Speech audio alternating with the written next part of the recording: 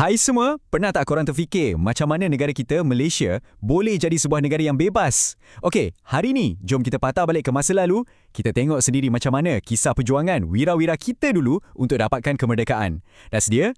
Jom! Okey, jom kita mula dengan satu soalan yang agak besar. Macam mana negara kita boleh merdeka tanpa perlu berperang besar-besaran kan? Tak macam negara-negara lain. Jawapannya, ia adalah sebuah kisah yang sangat menarik tentang perpaduan, semangat juang dan pemimpin-pemimpin yang sangat bijak. Jadi, kita masuk bab pertama, api perjuangan kemerdekaan. Dari mana datangnya semangat nak merdeka ni kan? Dari mana mulanya semua ni? Semangat merdeka ni bukan datang tiba-tiba tau. Dia lahir dari kesusahan. Cuba kita bayangkan sekejap. Mula-mula, masa zaman pendudukan Jepun, rakyat kita sangat menderita. Lepas tu, muncul pula Malayan Union yang nak hapuskan kuasa Raja-Raja Melayu kita. Tak cukup dengan tu, datang pula ancaman komunis sampai negara terpaksa isytihar darurat. Semua benda ni kan, dia macam menyedarkan semua orang yang, dah sampai masanya kita sendiri yang uruskan negara kita. Kita kena merdeka. Okey, seterusnya, wira-wira bangsa bersatu. Bila ada misi yang besar macam ni, mestilah ada wira-wiranya kan? Jadi, siapa sebenarnya pejuang-pejuang kemerdekaan kita ni? Nah, cuba tengok senarai nama-nama hebat ni. Kita ada Datuk Onn Jaafar, pengasas UMNO yang menyatukan orang Melayu. Lepas tu, mestilah Tunku Abdul Rahman, bakal Perdana Menteri pertama kita yang ketuai rundingan. Jangan lupa juga Tun Tan Cheng Lock dari MCA dan Tun VT Sambantan dari MIC. Nampak tak? Mereka ni datang dari kaum yang berbeza. Tapi, matlamat mereka cuma satu, iaitu kemerdekaan. Api kan, yang paling penting sekali bukan kekuatan sorang-sorang, tapi kekuatan bila mereka bekerjasama. Mereka semua sedar, kalau nak merdeka, tak boleh lawan asing-asing. Kena bersatu. Sebab itulah, lahirlah Parti Perikatan. Satu gabungan parti politik yang sangat-sangat power sebab ia gabungkan UMNO, MCA dan MIC. Memang inilah kunci kejayaan kita. Dan perpaduan ni tak terjadi dalam satu malam je. Ia dibina sikit-sikit. Mula-mula, UMNO dengan MCA bekerjasama. Lepas tu, bila masuk pilihan raya umum tahun 1955, mereka menang besar. Kemenangan ni tunjukkan yang rakyat memang sokong kerjasama ni. Lepas tu, MIC pun sertai sekali. Maka lengkaplah perpaduan tiga kaum utama kita. Inilah bukti paling kukuh yang rakyat memang nakkan perpaduan untuk capai kemerdekaan.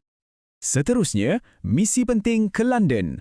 Selepas dapat sokongan padu dari rakyat, pemimpin-pemimpin kita pun mulakan misi paling genting, iaitu satu perjalanan bersejarah ke London untuk berunding dengan British. Misi mereka, tuntut kemerdekaan. Okey, rombongan yang pergi ke London ni bukan calang-calang tau. Ada dua kumpulan sebenarnya. Satu wakil dari Parti Perikatan yang diketuai oleh Tunku. Satu lagi wakil dari Raja-Raja Melayu. Kenapa ini penting? Sebab ini menunjukkan pada British yang, bukan parti politik je nak merdeka, tapi seluruh negara, termasuk Raja-Raja, semua dah sebulat suara.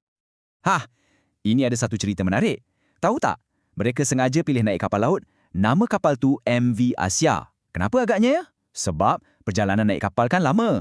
Jadi dalam tempoh tu, mereka ada banyak masa untuk bincang, susun strategi dan pastikan mereka betul-betul satu suara sebelum berdepan dengan British. Bijak kan? Jadi, inilah garis masanya.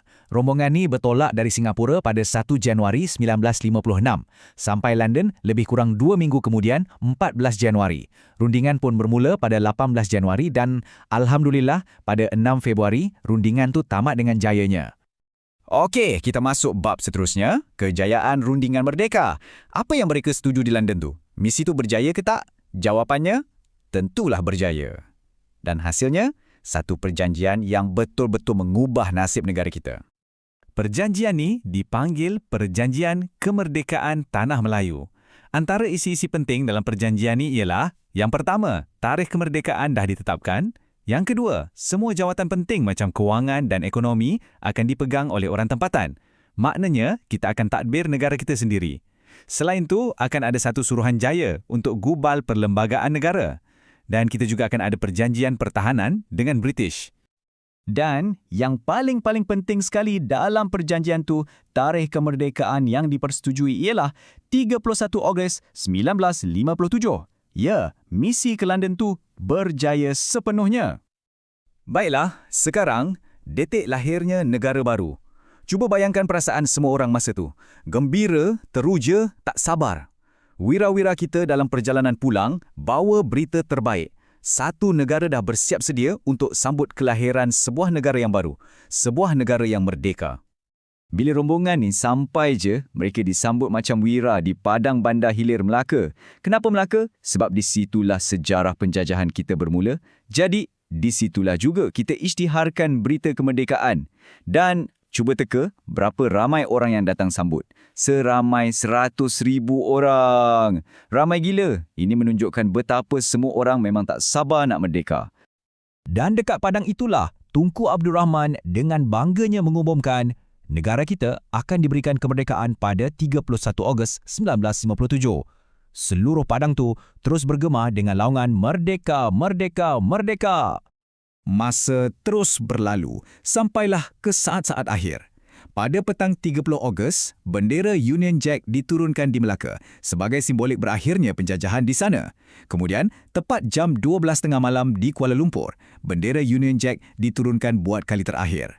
Dan pada pagi 31 Ogos, dengan penuh bangga, bendera Persekutuan Tanah Melayu dinaikkan.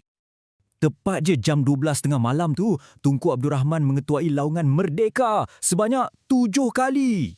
Setiap laungan tu bukan laungan biasa tau.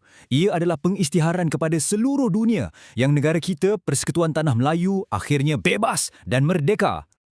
Okey, bab terakhir, pengajaran kemerdekaan untuk kita. Kenapa kisah ni semua penting sangat untuk kita ingat sampai hari ni?